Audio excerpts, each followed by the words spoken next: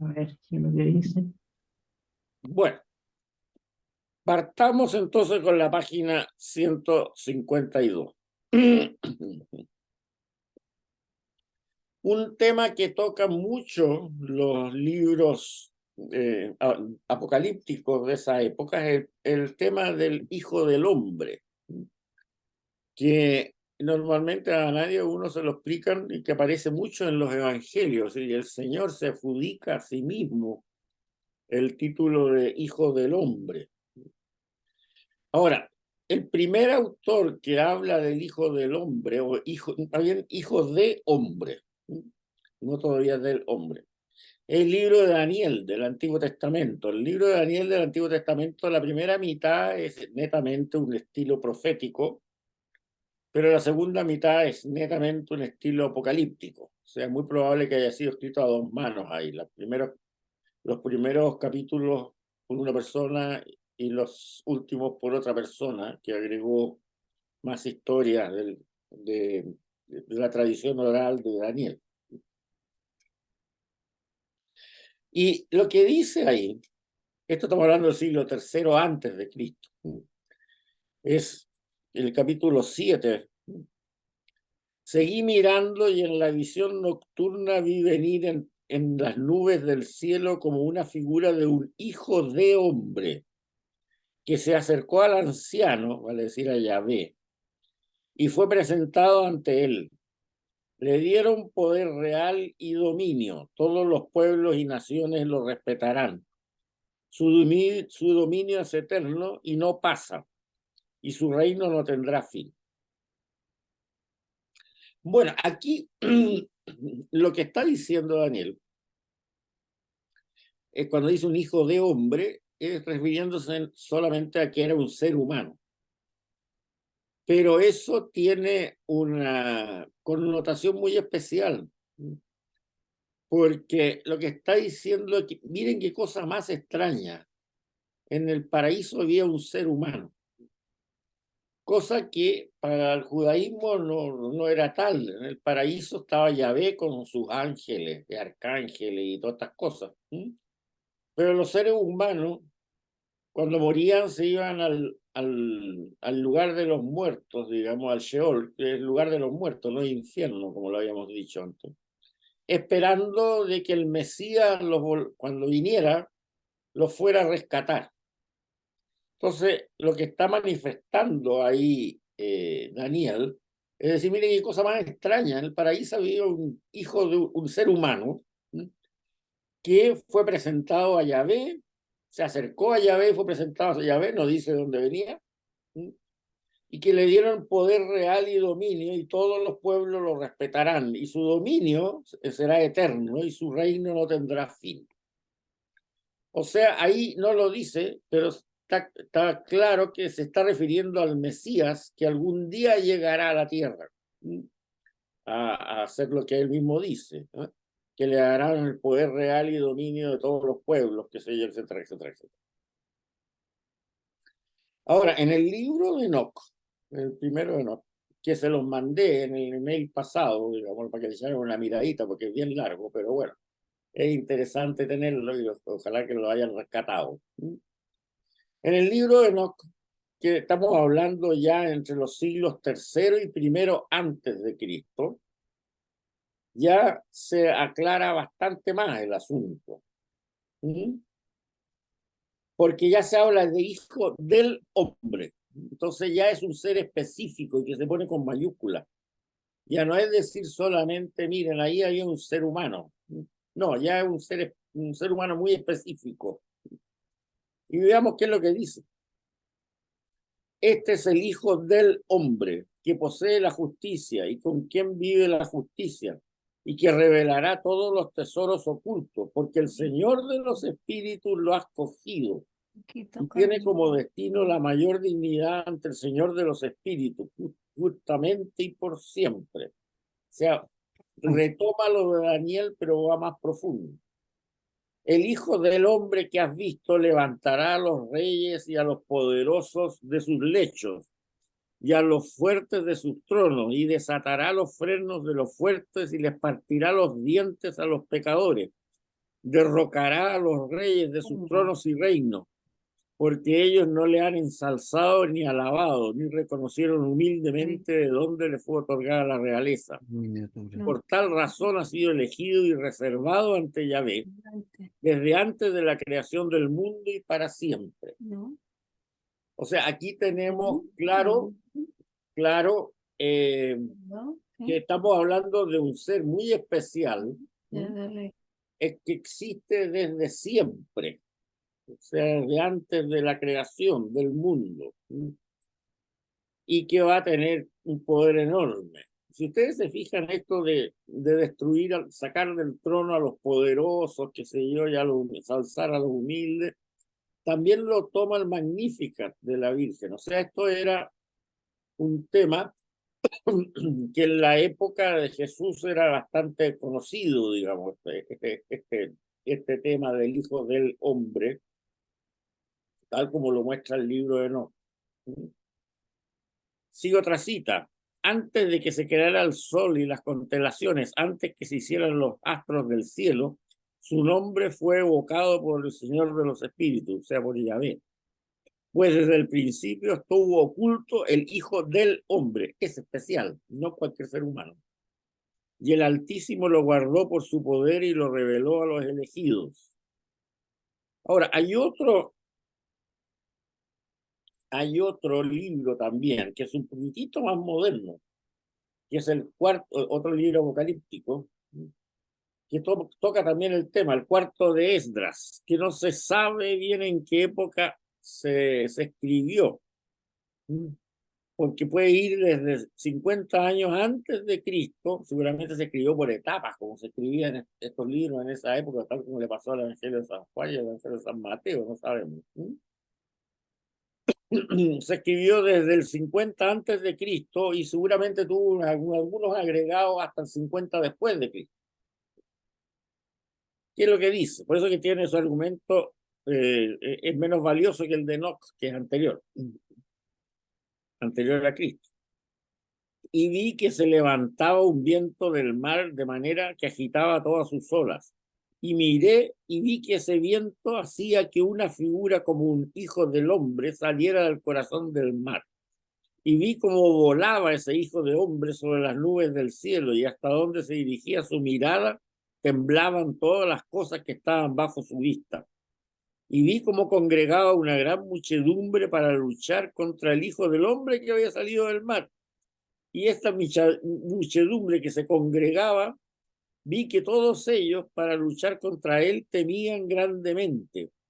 Y vi cómo hizo salir de su boca como una ola de fuego y los incendió a todos. Y viéndolo me quedé atónito. Y tras eso vi al mismo Hijo del Hombre que bajaba del monte y llamaba hacia sí otra muchedumbre pacífica. Y venían a él rostros de muchos hombres gozosos y otros trayendo ofrendas. Estos son los que tienen fidelidad al Altísimo. El Hijo del Hombre que subía al corazón del mar es el que conserva al Altísimo durante largo tiempo y que dispondrá a los que han quedado como el resto. Mi hijo echará en cara sus impiedades a la gente y recriminará ante ellos sus pensamientos y los aniquilará sin esfuerzo. Pero el Altísimo protegerá a su pueblo que ha quedado. Aquí tienen ejemplo típico de las batallas celestiales entre los buenos y los malos, con bolas de fuego y cosas por el estilo, que tanto habla también en el Apocalipsis de San Juan. Pero si ustedes se fijan, la temática, y si ustedes han leído el Apocalipsis, se repite bastante parecida.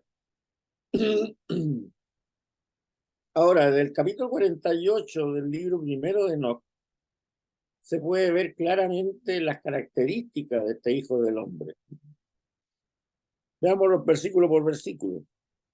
En ese lugar vi la fuente de la justicia, la cual era inagotable, y a su alrededor había muchas fuentes de sabiduría, y todos los sedientos bebían de ella y se llenaban de sabiduría y habitaban con los santos, los justos y los elegidos.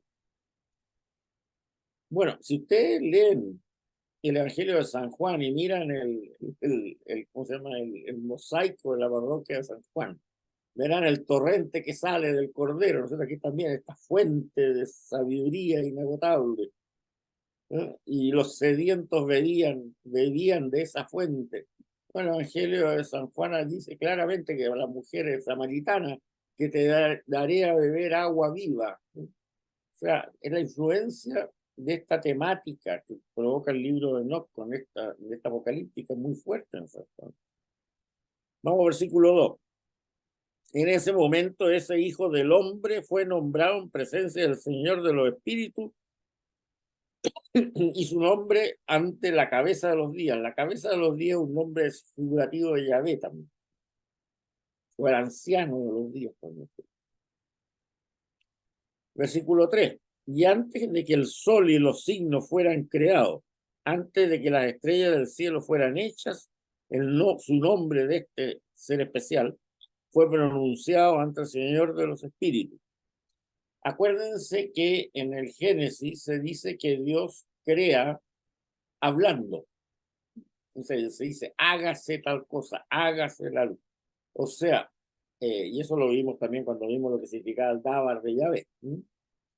Entonces, el hecho de que este hijo del hombre, su nombre haya sido pronunciado por Yahvé antes de que el sol y la estrella fueran creadas, significa que el hecho de pronunciar su nombre ya era existente, este Mesías, desde antes que se crearan las estrellas del cielo y el sol.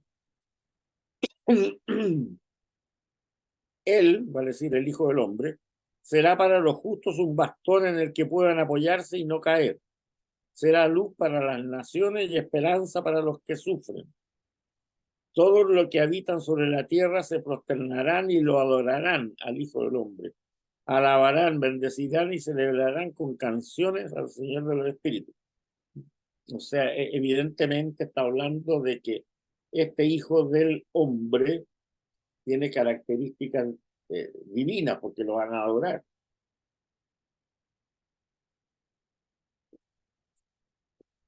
Por tal razón ha sido él elegido y reservado ante Yahvé, desde antes de la creación del mundo y para siempre.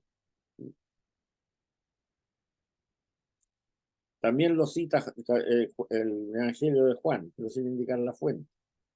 La sabiduría, a este versículo, la sabiduría del Señor de los Espíritus lo ha revelado a los santos y a los justos, porque Él ha preservado el destino de los justos y porque ellos han odiado y despreciado este mundo de injusticia.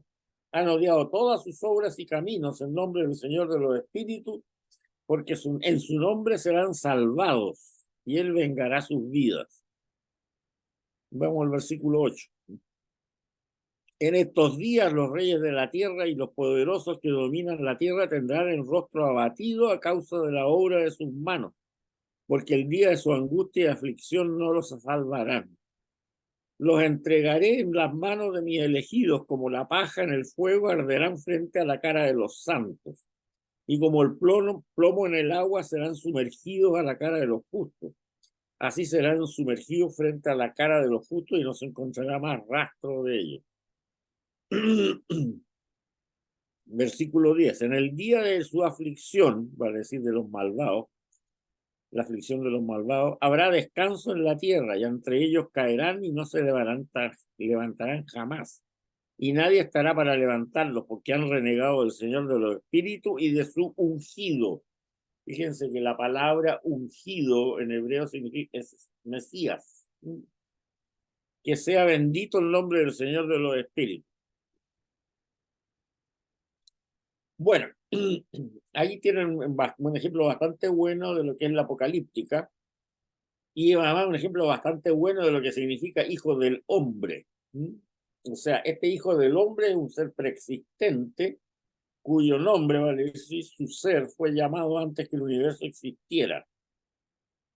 Este hijo del hombre será luz para las naciones y adorado en la tierra. Y además es el ungido, que es la palabra que significa Mesías en hebreo y Cristos en griego. Ahora, en los evangelios, el término hijo del hombre, así tal como sale en Enoch y como lo sugiere Daniel, y tal como sale en este cuarto libro de Esdras, sale infinitas veces. En los sinópticos aparece 68 veces, 68 veces el término hijo del hombre. 29 en Mateo, 14 en Marcos y 25 en Lucas. En el Evangelio de Juan, 13 veces. En el libro de los Hechos de los Apóstoles, una vez. Y en el Apocalipsis, 2 veces. Y en todos estos casos es Jesús el que atribuye a sí mismo el título de hijo del hombre. O sea que está claro que Jesús se atribuye a sí mismo esa característica. Por lo tanto, cuando muchas veces se dice, no, sí, efectivamente Jesús existió, pero él nunca pensó que iba a ser Mesías, él nunca pensó que iba a ser divinizado, era un profeta nomás, nada más que eso. Esos son pamplinas, porque aquí está claro, el título se lo atribuye él, acuérdense, 68 veces en el Evangelio, y él mismo. Y el significado que tiene ese término hijo del hombre está absolutamente claro en los textos que le acabo de decir, que eran tremendamente conocidos en la época en que él vivía. Aquí hay una cita, por ejemplo, de Juan, del Evangelio de Juan, que es bien importante, que dice el Señor de sí mismo: así como el Padre posee vida en sí, del mismo modo hace que el Hijo posea vida en sí. Y puesto que este Hijo es el Hijo del hombre, le ha confiado el poder de juzgar. Más claro, echarle agua. Entonces hay que tener bien claro estos conceptos, porque muchas veces dicen, no, si hijo del hombre quiere decir solamente que es un ser humano. No, no, no. Lo que dicen estos textos que acabo de leer es un ser humano sumamente especial, preexistente, que es el Cristo, o sea, el ungido, el Mesías, qué sé yo, que le va a destruir los dientes a los poderosos, etcétera, etcétera, etcétera, todas esas cosas. No es un simple ser humano. Y que el mismo Jesús se lo atribuye a sí mismo en 68 veces en el Evangelio.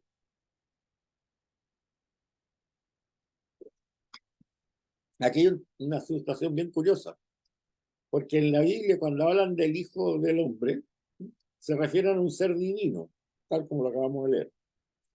En cambio, cuando hablan del Hijo de Dios, se refieren a un ser humano, que es el Rey de Israel.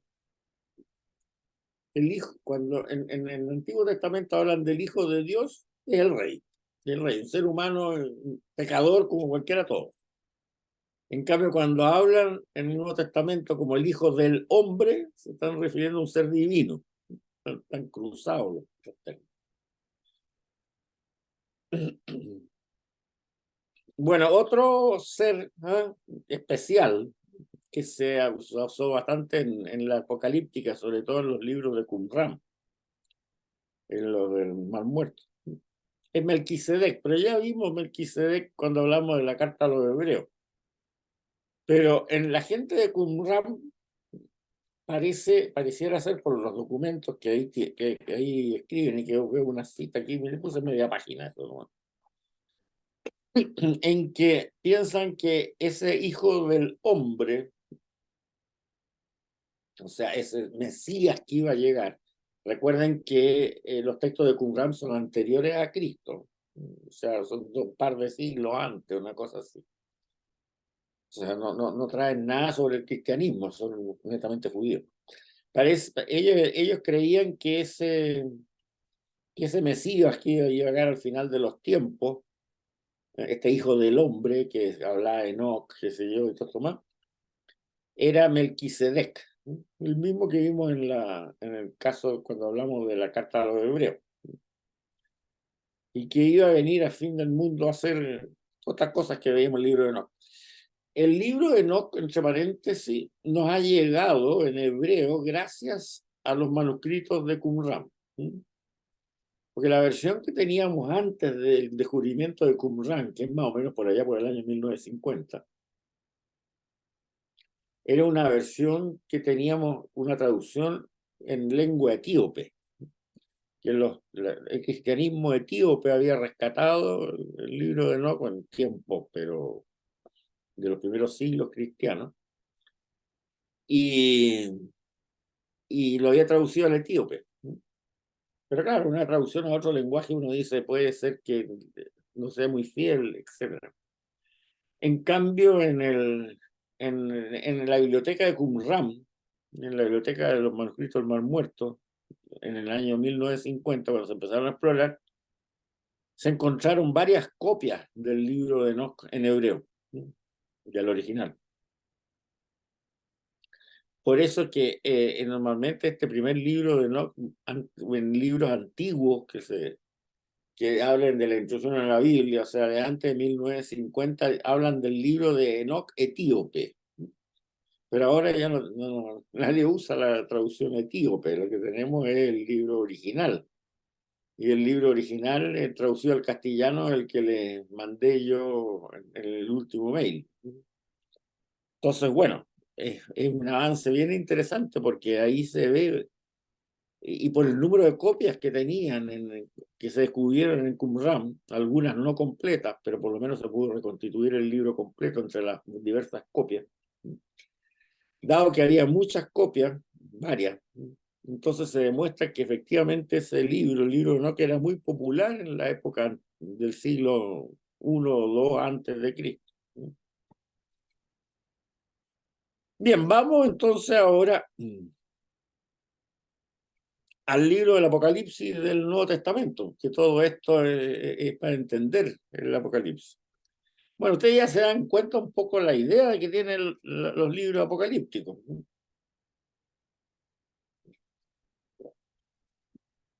En esos 10 versículos que leí de Enoch se ve claramente que el criterio más importante es el optimismo que tendría que superar el pesimismo que hay en ese momento. O sea, a lo que hablamos en la clase pasada, la realidad de hoy es espantosa, pero el Señor va a actuar y ya está preparando a su Mesías para que venga. Y todo lo demás. Y ahí va a haber una batalla celestial tremenda y van a ganar los buenos. Y todos los buenos van a salir cantando a coro, alabanza al Mesías, qué sé yo, etcétera, etcétera. Este tipo de libros son netamente, a ver cómo les diría, surgen cuando se está pasando grandes angustias en la temática apocalíptica, pero siempre son frente al pesimismo actual optimistas totales de que en algún momento Dios va a actuar.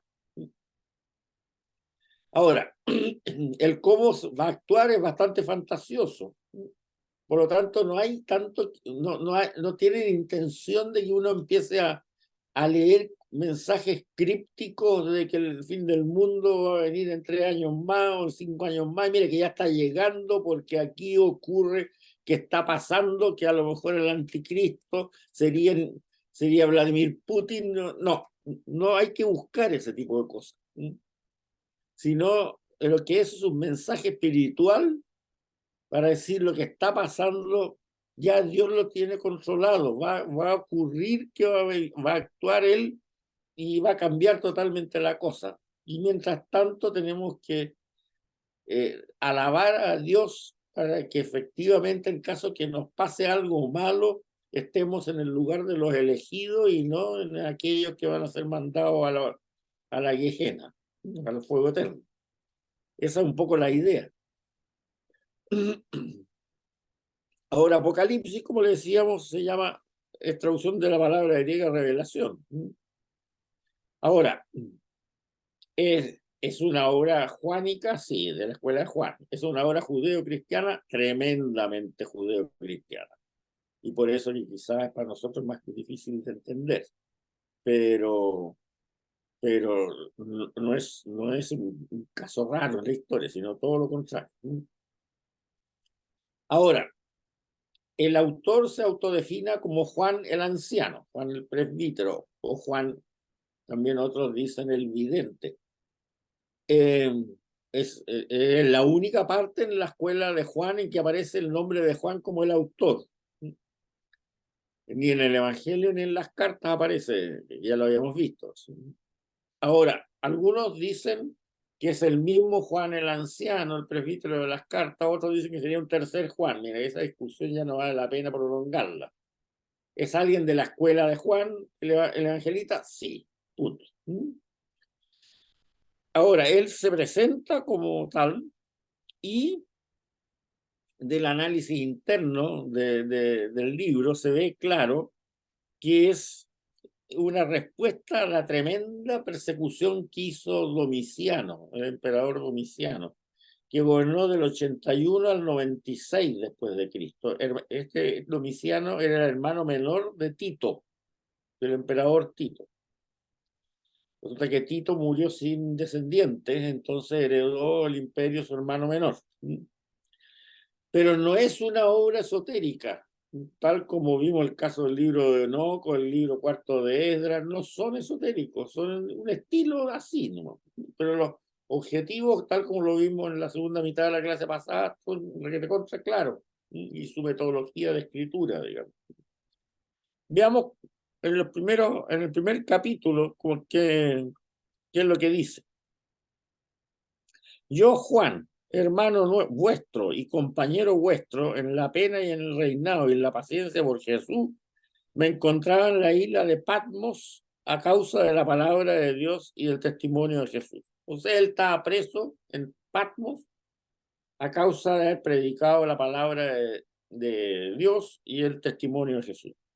Un domingo se apoderó de mí el espíritu. Escuché detrás de mí una voz potente como de trompeta que decía: lo que ves, escríbelo en un libro y envíalo a las 7 iglesias: Éfeso, Esmirna, Pérgamo, Tiatira, Sardes, Filadelfia y la Odisea.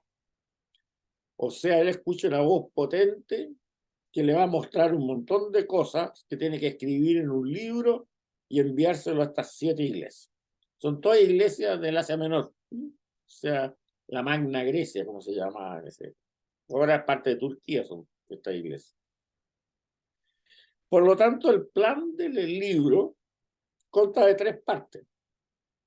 Lo primero son estas cartas para los obispos de las 7 iglesias, que son las iglesias más importantes de la época del autor.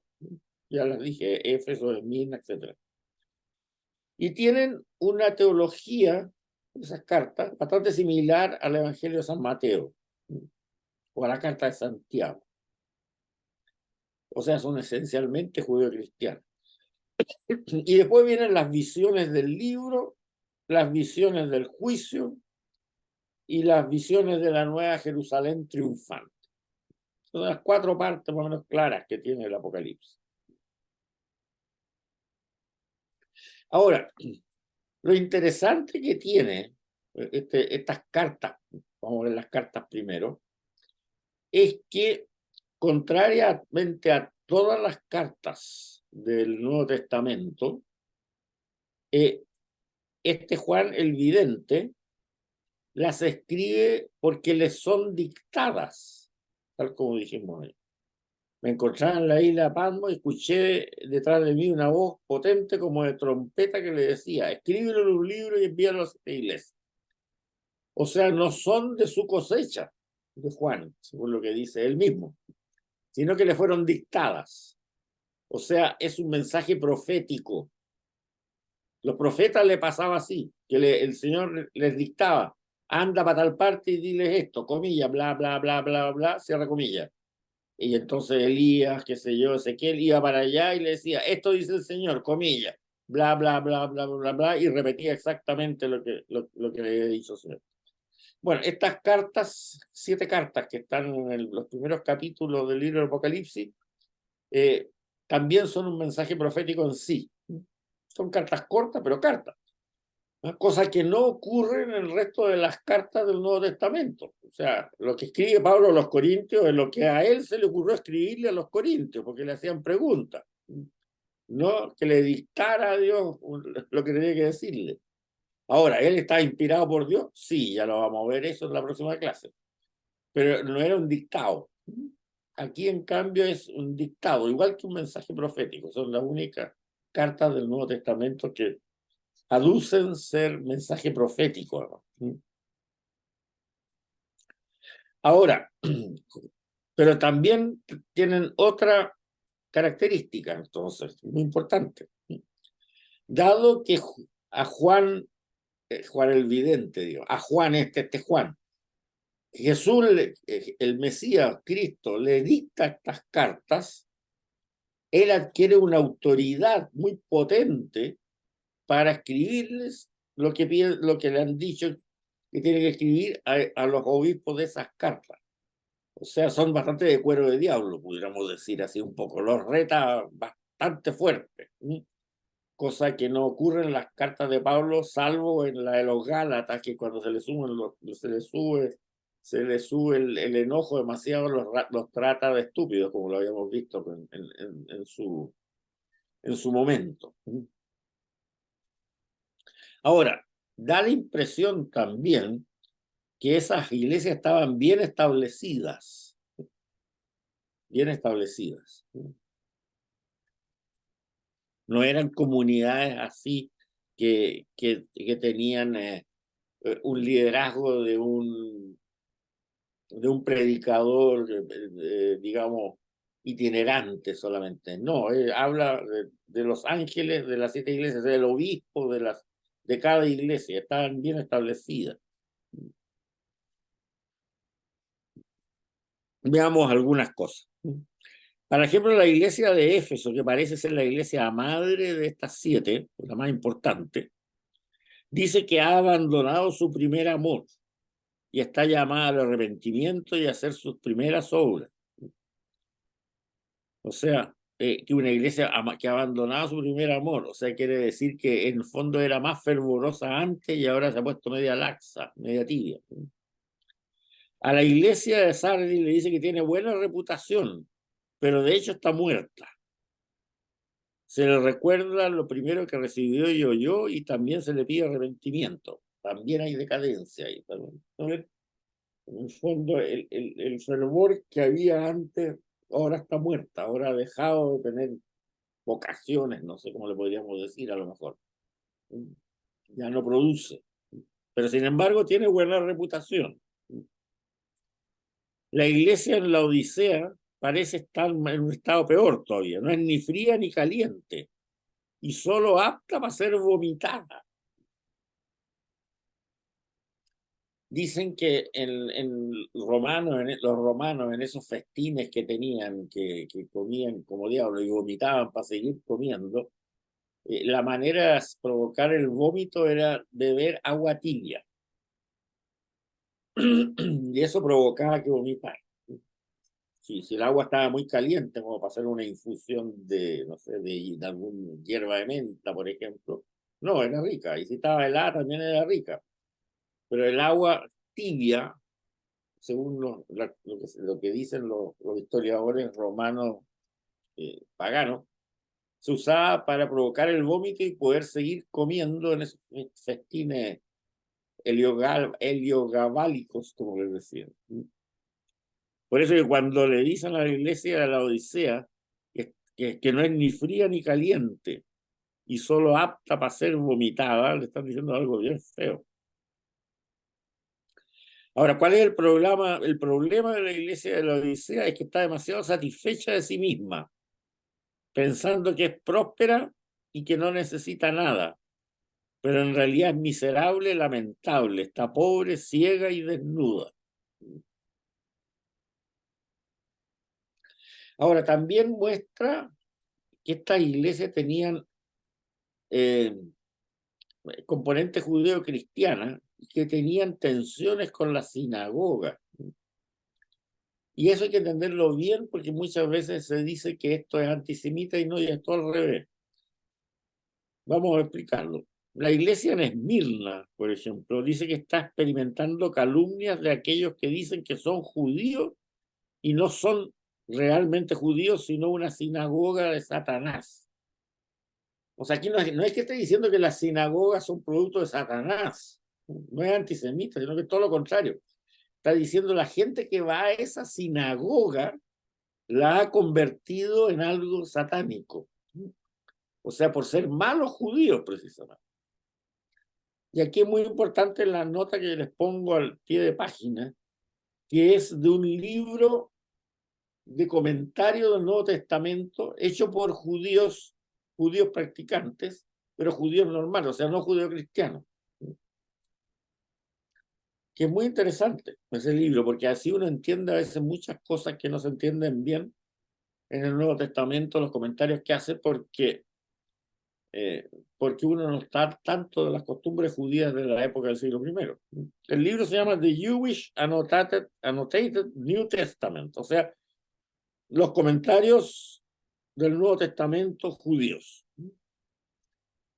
Veamos qué es lo que dice con respecto a parte.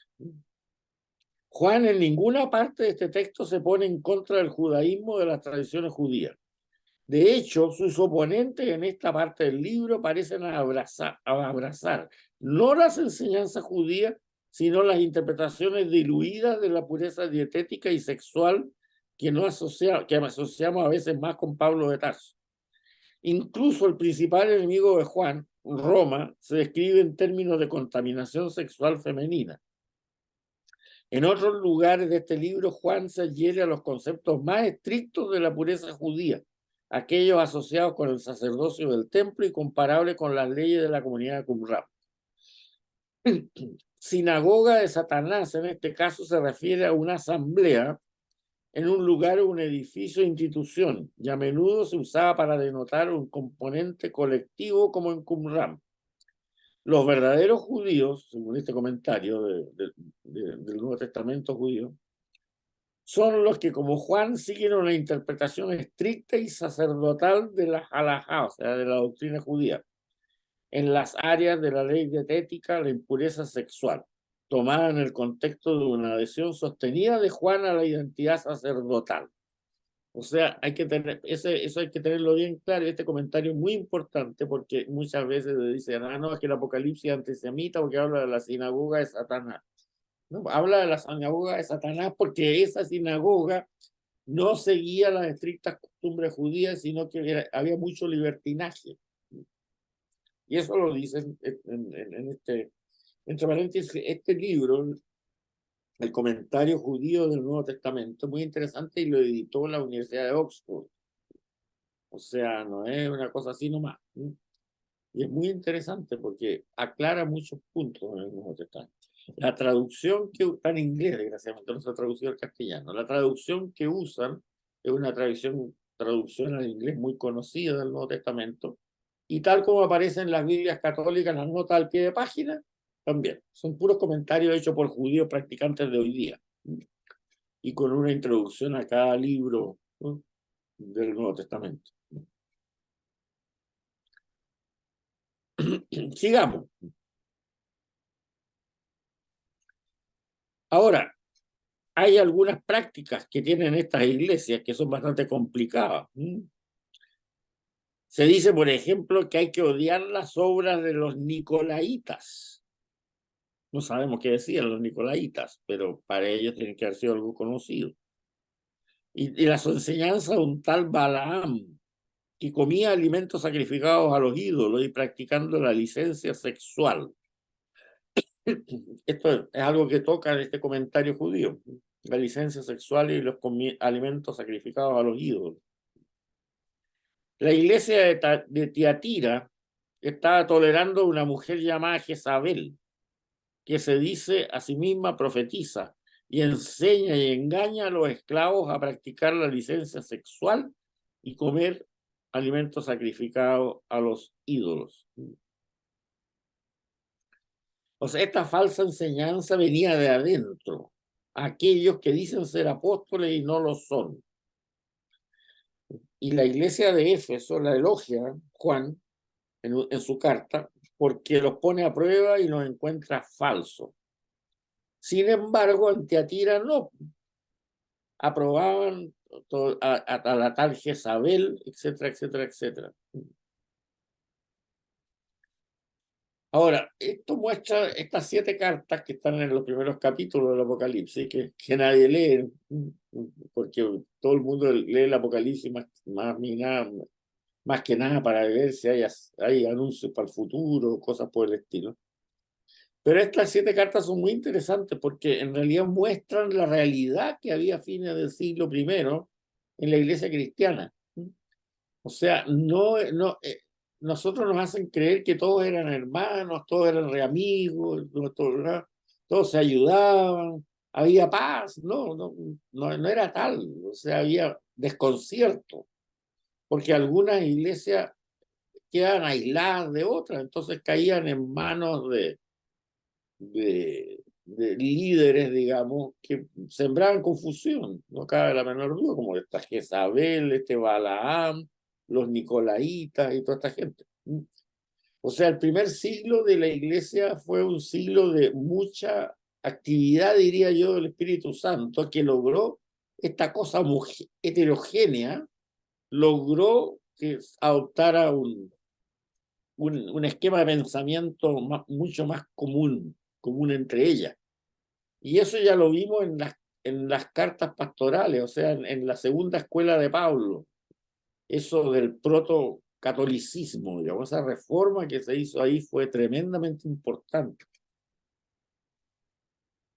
Aquí se nota, por lo que dice Juan, que ese protocatolicismo todavía no había llegado mucho. Por eso que el desarrollo institucional de estas 7 iglesias y quedaban en Asia Menor, o sea, medio perdidas por alguna parte. Dicen que es como un estado intermedio entre Pablo I y Pablo III, habían quedado, una cosa así. Ahora,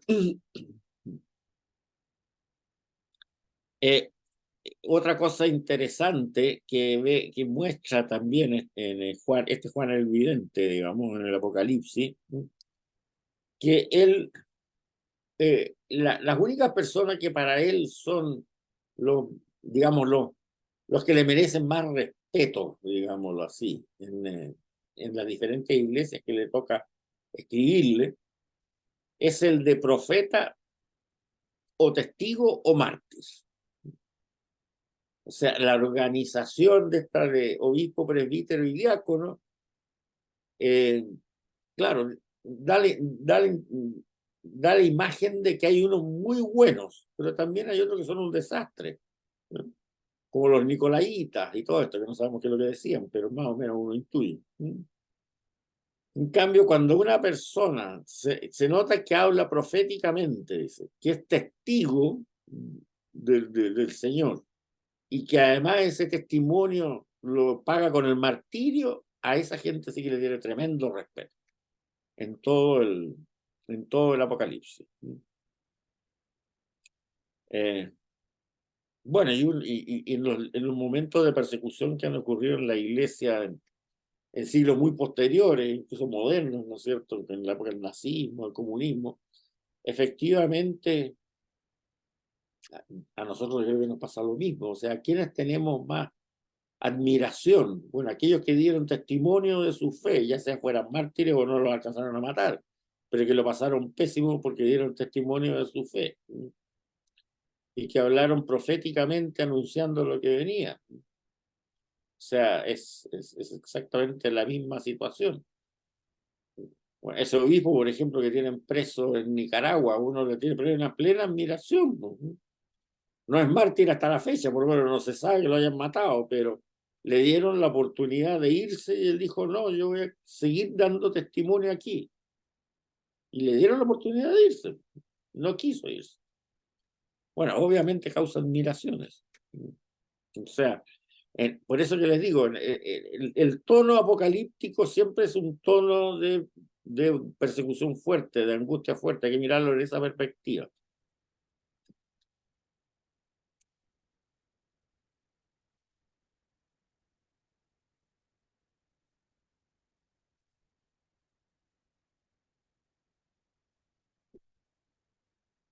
Bien, ahora el Apocalipsis muestra irrefutablemente el real significado del amén, de lo que hablábamos en la primera clase. No es así sea, no es un algo condicional, sino que es un testimonio firme, fuerte. El mismo Señor, el mismo Jesucristo, en el libro del Apocalipsis se define a sí mismo como el amén. Veamos, dice, así dice el amén, el testigo fidedigno y veraz, el principio de la creación de Dios. 2 puntos, comillas, bla, bla, bla, bla. El amén. O sea, es la divinidad que habla. y como el protagonista del Apocalipsis es efectivamente el más importante, es el Mesías, es Cristo, el Cordero, se refiere a él. Así dice el amén. Por lo tanto, es preciso recordar que el libro del Apocalipsis fue escrito por un judeo cristiano para ser leídos por judeo cristianos que estaban sometidos a una angustiante persecución. Para nosotros puede ser difícil de comprender en muchos aspectos, pero no lo era para aquellos para los cuales fue el escrito, ya que sus imágenes se basan en imágenes similares narradas en situaciones parecidas en los libros de Ezequiel, de Isaías del Antiguo Testamento, libros que eran conocidos de memoria por los destinatarios originales del Apocalipsis, y además con fuerte influencia de este libro de Enoch. Hay un comentario que es muy interesante de este libro que les acabo de citar, del comentario judío al Nuevo Testamento, sobre el Apocalipsis. Fíjense bien, se lo voy a leer. Está en la página 157. La autoridad de este libro para sus audiencias iniciales no habría dependido tanto de la leyenda de su autor implícito, Juan, como de la familiaridad de sus materiales, que se hicieron ecos de textos bíblicos venerados, como el Éxodo, y ahí hace el Éxodo, muestra una cita del Éxodo en el Apocalipsis. Isaías, lo mismo, capítulo 6 de Isaías con el capítulo 4 del Apocalipsis. Jeremías, lo mismo, capítulo 51 de Jeremías con el Apocalipsis capítulo 18 y del Apocalipsis. Y lo más importante, el libro de Ezequiel. La deuda de Juan con Ezequiel ya aparece en la descripción de las 4 criaturas vivientes por el trono de Dios en el capítulo 4 del Apocalipsis, que cita a Ezequiel capítulo 1. La idea de marcas o sellos divinos que brinden protección contra el juicio divino, Apocalipsis capítulos 7 y 9, depende fundamentalmente de la visión secreta de Ezequiel de la destrucción de Jerusalén y la marca de los justos, capítulos 8 y 9 del libro de Ezequiel. Las instrucciones a Juan de comer el rollo del ángel y su descripción de su dulce sabor, capítulo 10 del Apocalipsis, toman prestados los vívidos símbolos para la profecía literaria de Ezequiel, capítulo 3. La derrota de los misteriosos enemigos Gog y Magog, capítulos 19 y 20 del Apocalipsis, depende de la descripción de Ezequiel de la destrucción de esos mismos pueblos con el mismo nombre, capítulos 38 y 39 del libro de Ezequiel.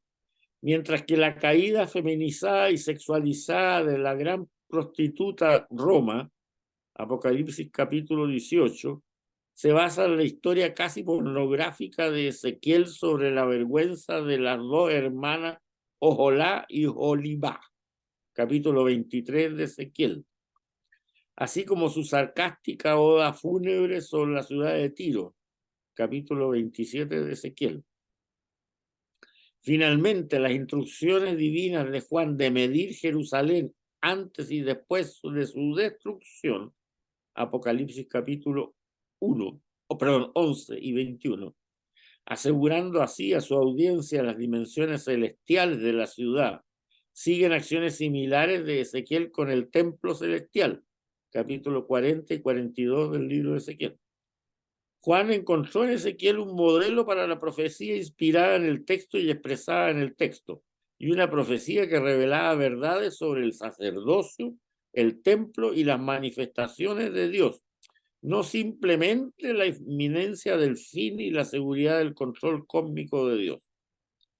Juan se presenta así como un nuevo Ezequiel que revela en el texto el símbolo esencial del templo y su culto en el plan de Dios para los últimos días. Este párrafo es extraordinario y si ustedes se dan el esfuerzo, no diría la molestia, sino el esfuerzo, de comparar efectivamente las citas que cita acá, de esto en Isaías, esto en Ezequiel y esto en el Apocalipsis, van a ver que la coincidencia efectiva es. O sea, aquí, como dice el principio de esa tremenda cita que le acabo de decir, de un libro judío de interpretación del Nuevo Testamento. La autoridad de este libro para sus audiencias iniciales no habría dependido tanto de la leyenda de su autor implícito como de la familiaridad de sus materiales que se hicieron ecos de textos bíblicos venerados. O sea, él cita a los profetas antiguos textualmente para demostrarle a su comunidad, a la comunidad juánica que estaba sufriendo atrozmente, ya lo vimos esto en el Evangelio, por las persecuciones tremendas que tenían, para decirle, oiga, siento que estamos viviendo ya lo vivido Israel un montón de veces, en la época de Isaías, en la época de Jeremías y en la época de Ezequiel. Entonces, bueno, leamos lo que dice la Escritura para ver efectivamente cómo debemos reaccionar. Acuérdense que cuando hablamos de la inspiración, el Dabar de Yahvé, en la Escritura hablamos que la Escritura no es una narrativa de historias sagradas, sino que es un relato orientado siempre al futuro, para que si en el futuro vuelve a pasar eso mismo, la gente sepa, ¿no?, lo que tiene que hacer. O sea, esto calza exactamente.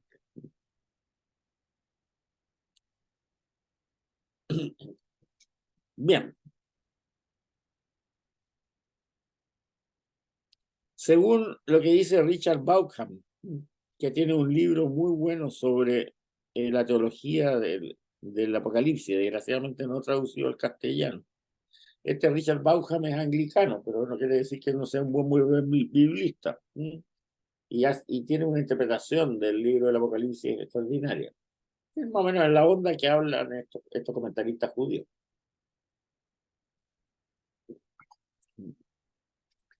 Dice que la escuela juánica describe un grandioso arco cristológico mesiánico desde el principio hasta el fin de los tiempos. O sea, si ustedes se fijan cómo empieza la comunidad juánica a hablar, en el principio existía el verbo, en el principio existía el Dabar de Yahvé, bla, bla, bla, bla.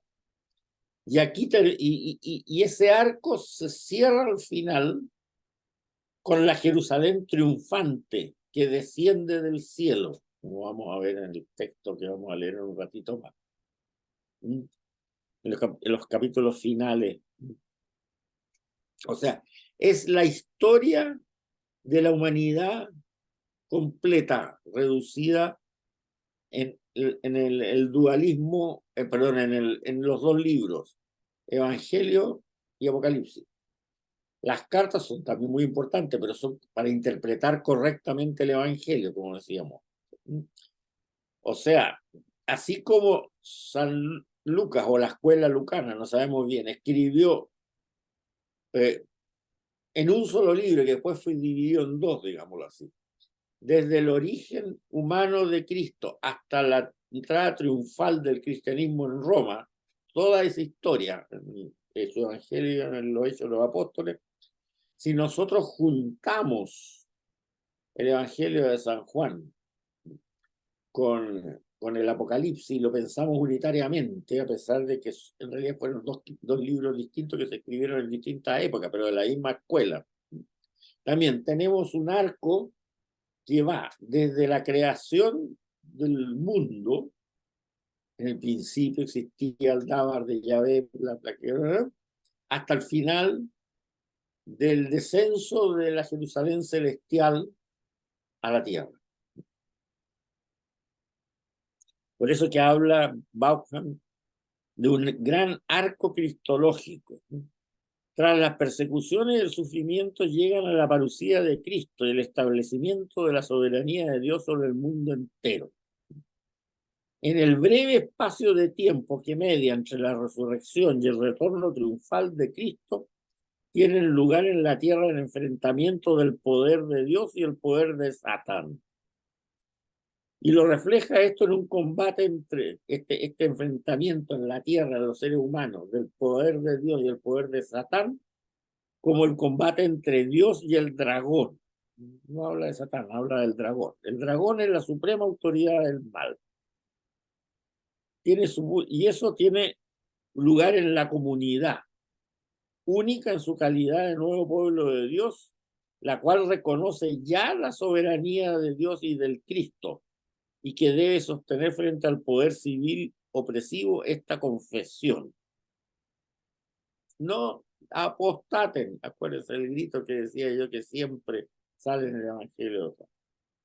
Por eso que en el Apocalipsis la escuela joánica complementa la escatología presente del Evangelio con la idea de la parucía futura de la gran iglesia. O sea, escatología presente. Los que mueren dando testimonio de Dios van al paraíso al tiro. No hay juicio final. No lo niegan, pero no lo muestran. Pero sí al final lo que va a venir, la segunda venida de Cristo en gloria y majestad, en que va a descender la Jerusalén celestial y que va a ser la maravilla. O sea, es una parucía lo que viene al final, no un juicio, es una parucía. ¿Qué es lo que es una parucía? Es el descenso del paraíso en la tierra y el reinado de Jesús para siempre, donde no va a haber hambre, no va a haber enfermedades, no va a haber nada. Bueno, ya lo vamos a leer en un ratito más. Ahora, lo interesante de esto es que esta persecución de los discípulos de Cristo que ocurre en esta tierra puede asumir dos formas, y eso fíjense que la ha chuntado, pero perfectamente bien en la historia de la humanidad. Porque hay dos bestias que obedecen al dragón. El dragón, acuérdense que era la autoridad, la suprema autoridad del mal, el diablo, Satán, como lo quieran llamar usted ahora. Y tiene dos bestias que lo apoyan. La primera bestia es la que hace la guerra contra los santos y los vence. Leamos. Vi salir del mar una fiera con 10 cuernos y 7 cabezas. En los cuernos 10 turbantes y en las cabezas títulos blasfemos. La fiera de la visión parecía un leopardo con patas como de oso y boca como león. El dragón le delegó el poder y su trono y una autoridad grande. Una de sus cabezas parecía herida de muerte, pero la herida mortal se sanó. Todo el mundo admirado seguía a la fiera y adoraba al dragón que dio su autoridad a la fiera, y la adoraban a la fiera diciendo: ¿quién se mide con la fiera? ¿Quién podrá luchar con ella? Le permitieron decir cosas arrogantes y blasfemas, le dieron autoridad para actuar 42 meses. Abrió la boca blasfemando de Dios, blasfemando su nombre y morada de los que habitan en el cielo. Le permitieron hacer la guerra de los santos y vencerlos. Le dieron autoridad sobre toda raza, pueblo, lengua y nación. La adorarán todos los habitantes de la tierra cuyos nombres no estén registrados desde el principio del mundo en el libro de la vida del Cordero degollado. El que tenga oídos que escuche. El destinado al cautiverio irá cautivo. El destinado a la espada morirá. Aquí se pondrá a prueba la perseverancia y la fe de los santos. O sea, esta es la bestia que mata. La diferencia, la bestia que martiriza. Pensemos, por ejemplo, el nazismo, tiempos modernos. Pensemos en el estalinismo. Pensemos en todo este tipo de cosas. O sea, tú eres de los nuestros, o si no, al Gulag. Tú eres de los nuestros, o si no, a Auschwitz. Esa es la bestia que mata. Pero hay una segunda bestia. La segunda bestia sube de la tierra y persigue también ella a los santos, pero de otro modo. No mata, sino que margina y condena al ostracismo. Su cometido es el de obligar a los habitantes de la tierra a adorar a la primera bestia. Pero es un poder de persuasión oculta, una especie de ministerio de la propaganda del dragón. Empuja a adorar a la primera bestia y a hacerle sumiso, inaugurando para tal fin la terrible práctica de la marca sobre la mano o sobre la frente, sin la cual no es posible comprar o vender, o sea, ser parte de la sociedad. Acuérdense de la estrella de David impuesta a los judíos por los nazis. La segunda bestia no usa las armas, sino la cultura y la opinión pública. La marca de la segunda bestia, el carnet del partido, como actualmente en Venezuela, China y en otros países.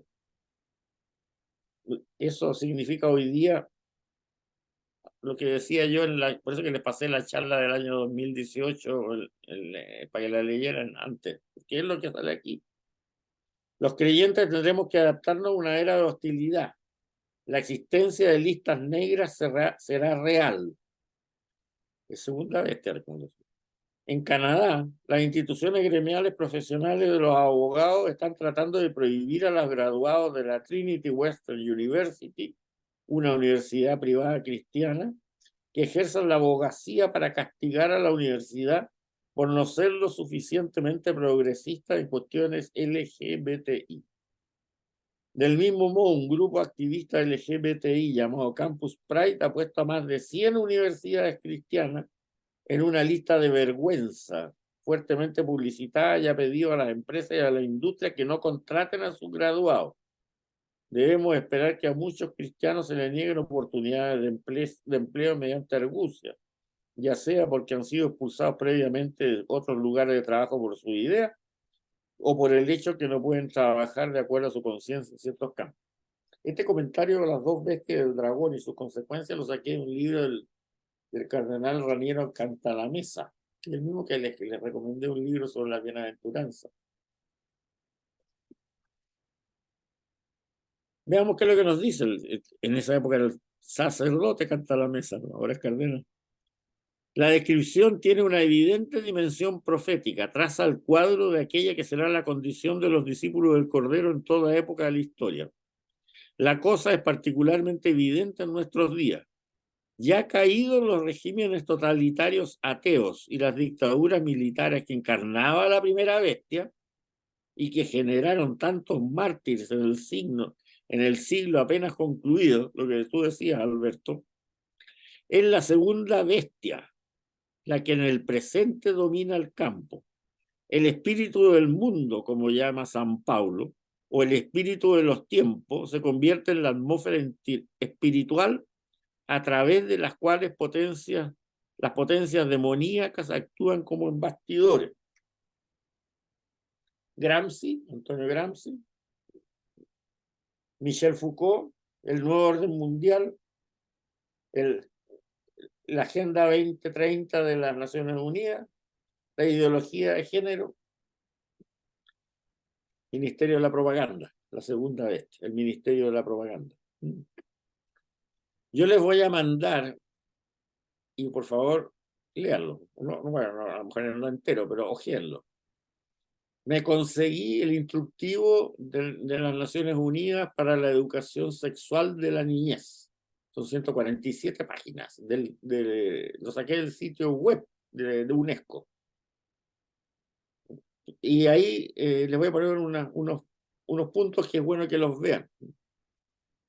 O sea, eso es un mandato a los gobiernos. Y no es un problema de izquierda, de derecha o de centro. Si ahí estamos totalmente equivocados. Es un problema cultural, es lo que sale aquí.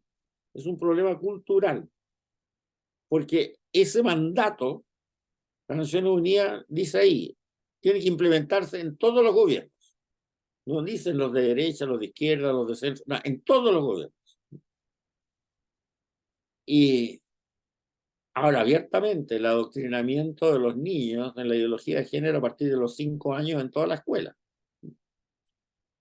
Y también habla de un cuestionario que tienen que reportar los gobiernos con estadísticas de lo que dice que, y les pongo ahí la página para que lo vean, para que puedan, digamos, a nivel mundial, ver los avances de esta nueva, ¿no?, enfoque educacional, y además que dicen que está basado en la evidencia de sus bondades. No sé de dónde sacan eso, pero textual, en castellano.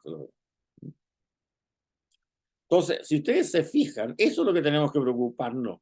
Esa es la forma de interpretar el Apocalipsis en lo concreto.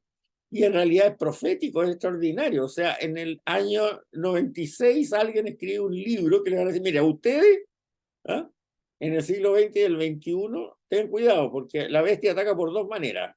Uno con regímenes totalitarios y el otro con este esquema de propaganda y de ¿cómo se llama? Y de cancelación, como le llaman hoy día en inglés, la cultura woke, que cancela sencillamente, excluye de toda posibilidad de ser divulgada y de los medios a quienes no piensan con eso mismo, en esa misma forma. Ahora, al final, los capítulos 21 y 22 marcan el fin del Nuevo Testamento y de toda la Biblia y el fin de la época apostólica, y describen la consumación de la redención mediante imágenes como el nuevo Israel, la nueva Jerusalén, la nueva alianza y el nuevo templo, las bodas eternas de Dios con su pueblo, y terminan con una frase solemne que dice, amén, ven Señor Jesús. Ese amén, ven Jesús, Señor Jesús, está escrito en una forma que la gramática griega dice que es un imperativo suplicante. O sea, ven Señor Jesús, no tardes más, para que nos libere de toda esta barbaridad. Bien, veamos, cómo dice esto. La cita, en el capítulo 21. Vi un cielo nuevo y una tierra nueva. El primer cielo y la primera tierra habían desaparecido, el mar ya no existía. Vi la ciudad santa, la nueva Jerusalén, bajando del cielo, de Dios, preparada como una novia que se arregla del novio. Oí una voz potente que salía del trono. Mira la morada de Dios entre los hombres, habitará con ellos. Ellos serán su pueblo y Dios mismo estará con ellos. Les secará las lágrimas de los ojos. Ya no habrá muerte, ni llanto, ni dolor, ni muerte. Todo lo antiguo ha pasado. Se acercó uno de los 7 ángeles que tenían las 7 copas llenas de las últimas plagas y me habló así. Ven que te enseñaré la novia, la esposa del Cordero. Me trasladó en éxtasis a una montaña grande y elevada y me mostró la ciudad santa, Jerusalén, que bajaba del cielo de Dios, resplandeciente con la gloria de Dios. Brillaba como una piedra preciosa, como jaspe cristalino. Tenía una muralla grande y alta, con 12 puertas y 12 ángeles. Las puertas grabados los nombres de las 12 tribus de Israel. Al oriente 3 puertas, al norte 3 puertas, al sur 3 puertas y al occidente 3 puertas. Vean el mosaico cuando vayan a la misa de Nueva San Juan. Van a ver todo eso clarito. La muralla de la ciudad tiene 12 piedras de cimiento que llevan los nombres de los 12 apóstoles del Cordero. Bueno, aquí hay una prueba irrefutable que el que escribe esto no es Juan el Apóstol. Porque dice, la muralla de la ciudad tiene 12 piedras de cimiento que llevan los nombres de los 12 apóstoles del Cordero. Está hablando gente del pasado. Si no, diría que tienen los nombres míos y de mis 11 colegas. No dice eso. Está clarísimo que eso es del pasado. El que hablaba conmigo tenía una caña de medir de oro para medir la ciudad y las puertas de la muralla. La ciudad tiene un trazado cuadrangular igual de ancho que de largo. Midió con la caña la ciudad, 12.000 estadios, igual en longitud, anchura y altura. Es algo gigantesco, ¿no? Midió la muralla, 144 codos, en la medida humana que usaba el ángel. El aparejo de la muralla era de jaspe, la ciudad de oro puro, límpido como cristal. Los cimientos de la muralla y de la ciudad están adornados con piedras preciosas. El primer cimiento de jaspe, el segundo de zafiro, el tercero de calcedonia, el cuarto de esmeralda, el quinto de ónice, el sexto de cornalina, el séptimo de crisólito, el octavo de berilio, el noveno de topacio, el 10º de crisopraso, el 11º de turquesa y el 12º de amatista.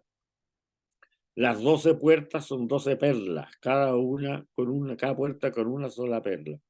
Las calles de la ciudad pavimentadas de oro puro, límpido como el cristal. No vi en ella templo alguno, porque el Señor Dios Todopoderoso y el Cordero son su templo. La ciudad no necesita que la ilumine el sol ni la luna, porque la ilumina la gloria de Dios y su lámpara es el Cordero. A su luz caminarán las naciones y los reyes del mundo llevarán sus riquezas. Sus puertas no se cerrarán de día, no existirá en ella la noche. Le traerán la riqueza y el esplendor de las naciones. No entrará en ella nada profano, ni depravado, ni mentiroso. Solo entrarán los inscritos en el libro de la vida del Cordero. Me mostró un río de agua viva, brillante como el cristal que brotaba del trono de Dios y del Cordero. En medio de la plaza y en los márgenes del río crece el árbol de la vida, que me da frutos 12 veces, cada mes una cosecha, y sus hojas son medicinales para las naciones. No habrá allí nada maldito. En ella se encontrará el trono de Dios y del Cordero. Sus siervos lo adorarán y verán su rostro y llevarán en la frente su nombre. Allí no habrá noche, no les faltará la luz de la lámpara ni la luz del sol, porque los ilumina el Señor Dios y reinarán por los siglos de los siglos. Digamos un comentario de Richard Bauckham, que es bien bueno sobre esto que acabamos de leer. En este proceso profético de confrontar el presente con el propósito final de Dios para la historia, existe el reconocimiento implícito que el fin de la historia tiene una relación única con toda la historia. No es solo lo último que sucede después del penúltimo evento histórico. Es el punto en que la verdad de toda la historia sale a la luz. Es el juicio divino sobre el valor y significado de toda la historia, no individual de las personas, pero es la sentencia final de Dios sobre el valor y significado de toda la historia. Sigue. Al principio Dios había plantado un jardín para que viviera la humanidad. Al final les dará una ciudad. En la Nueva Jerusalén se restaurarán las bendiciones del paraíso, pero la Nueva Jerusalén es más que el paraíso recuperado. Como ciudad cumple con el deseo de la humanidad de construir en la naturaleza un lugar humano de la cultura y de la comunidad. Es cierto que es dado por Dios y así desciende del cielo, pero esto no significa que la humanidad no contribuya en ello.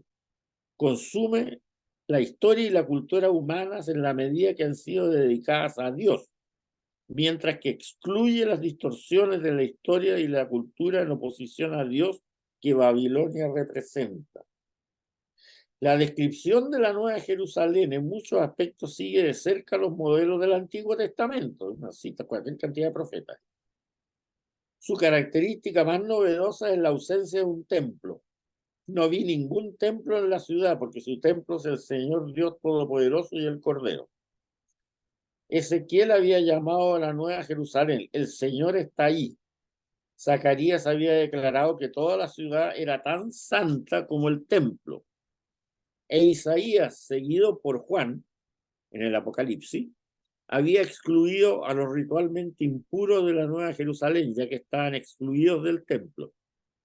Estos profetas habían ido muy lejos para imaginar toda la ciudad como el lugar de la santa presencia de Dios, como su verdadera montaña sagrada.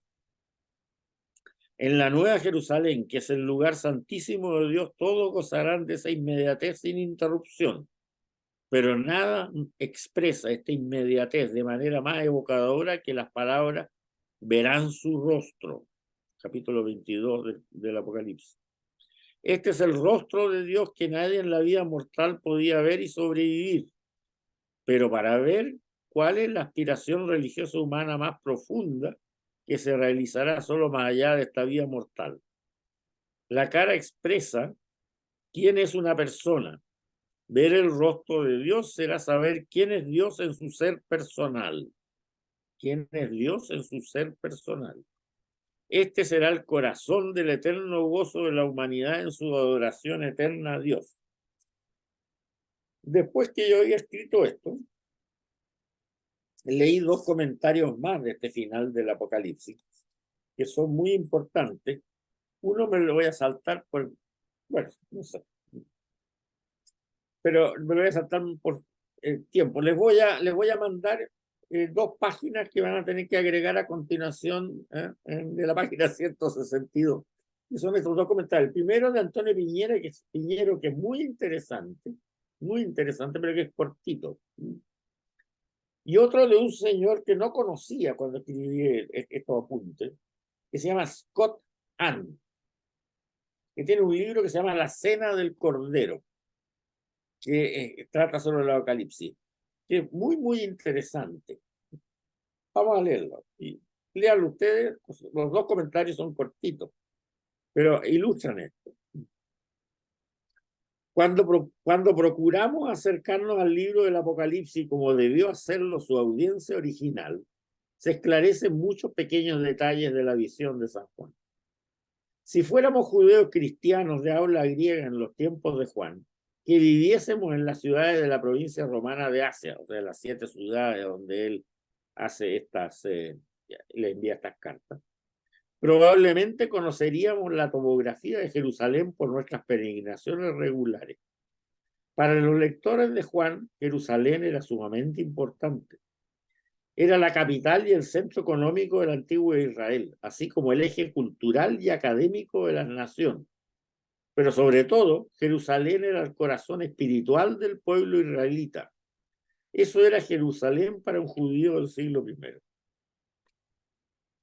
Dentro de Jerusalén, nuestro sentimiento de afecto más profundo sería por el templo, centro de la vida religiosa y cultural de los judíos de todo el mundo.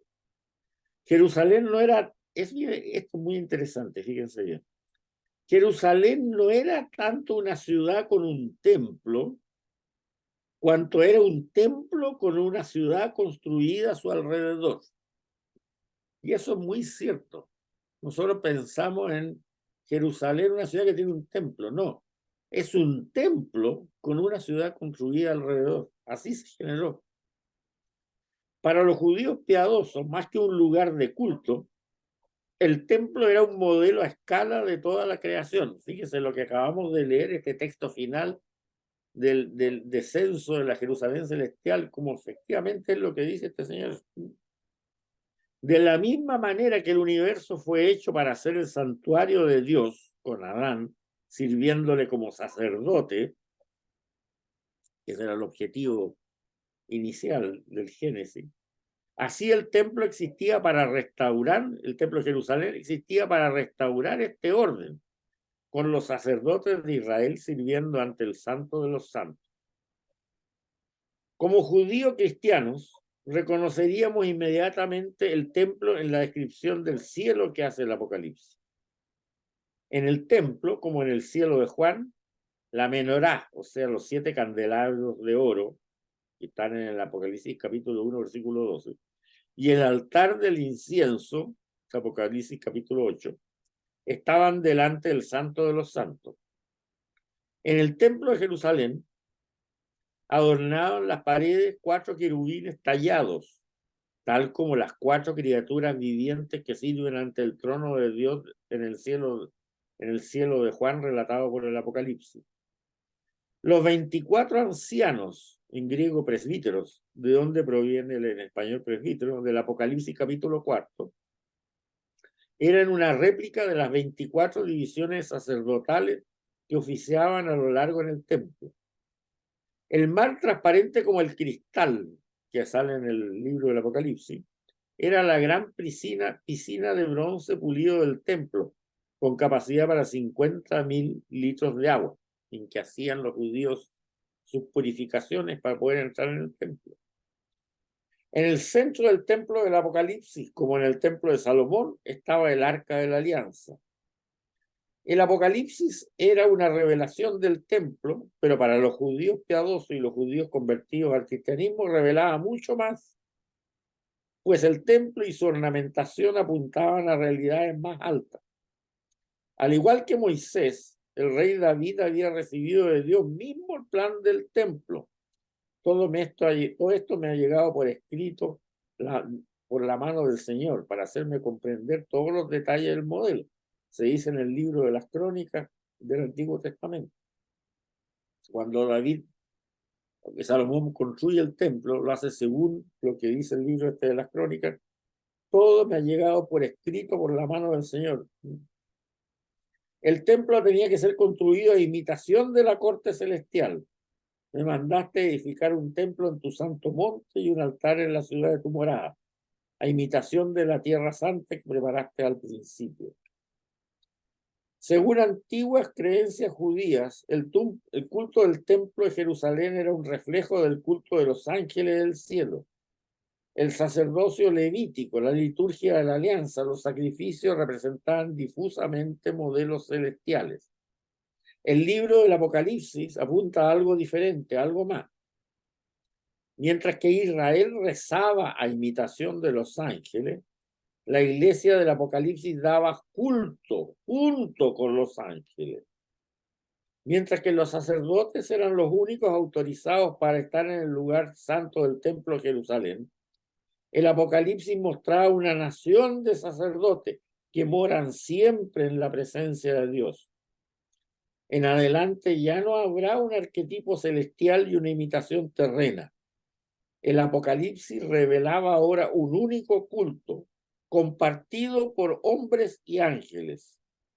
Se puede ver el sentido que tiene en el altar del Apocalipsis, Apocalipsis capítulo 8, sus sacerdotes revestidos, las velas, el incienso, el maná, los cálices, y todo esto lleno de citas ahí para que ustedes lo puedan chequear.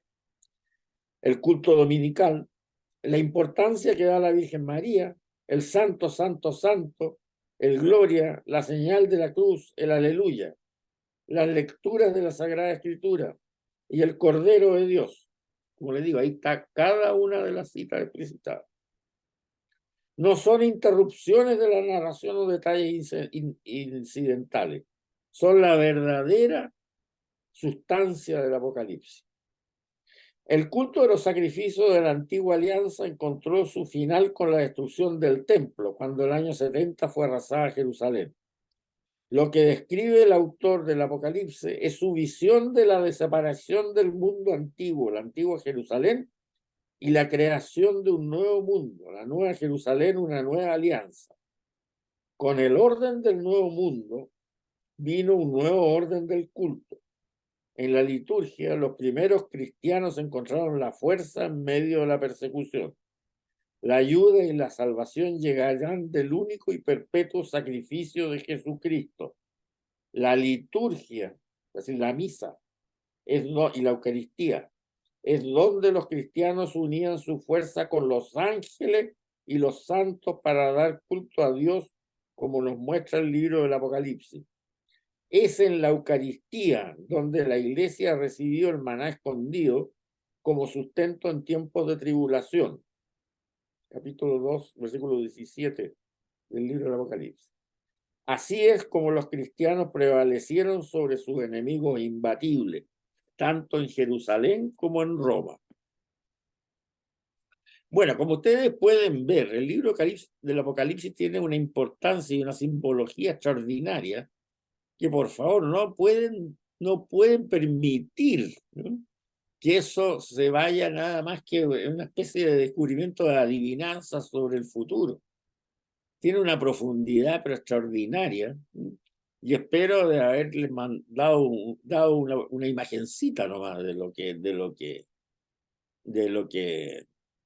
dice el libro del Apocalipsis, ¿no? Yo creo que esta clase les va a tocar harta meditación a continuación. Repasen bien los apuntes y sobre todo vean este comentario de Scott Harney de Piñero, que es Piñero, no Piñera, Piñero, digo, Antonio Piñero, que se los voy a mandar mañana seguramente. y, y ustedes se van a dar cuenta que hay realmente que una verdadera maravilla en este arco, ¿no?, que se va dando desde el comienzo del Evangelio de San Juan hasta el término final del Apocalipsis. No es, tiene un hilo conductor, como decíamos en la primera clase, clarísimo, ¿no? No son cosas sueltas por ahí, batallas celestiales por las puras, no, es otra cosa. Así que vamos a quedar hasta aquí, y fíjense que con esto hemos terminado el análisis completo del Nuevo Testamento. Pero nos quedan 2 clases todavía, no se me arranquen, porque nos quedan varios temas bastante importantes. Pero hemos partido con la primera de Tesalonicenses y hemos llegado hasta el final del Apocalipsis. Y esto se nota, ¿no? Por eso que hacer este curso en forma cronológica, se nota este camino que se va siguiendo, este hilo constructor. Y como yo les dije una vez en una clase, el comienzo y el final está marcado por los dos grandes teólogos del Nuevo Testamento. Los dos grandes teólogos sistemáticos, o sea, en el sentido que han hecho una teología de todo lo que vieron del Señor, no solamente un relato como puede ser el Evangelio de San Mateo, que sé yo, de Lucas, o las cartas de Santiago, que sé yo, que son evidentemente también tienen intención teológica, pero no hacen eh, teología en que engloben todo en una línea de pensamiento. El primero es San Pablo, y cronológicamente es el primero, que va iluminando el camino a todos los textos que siguen después. Y el que cierra es San Juan, el otro gran teólogo. O sea, tenemos dos síntesis teológicas en el Nuevo Testamento, una en el inicio y la otra al final. Y eso es algo que si ustedes lo asimilen y lo entienden, van a ver que es tremendamente iluminado. Bueno, vamos a ver aquí si hay algún comentario que quieran hacer.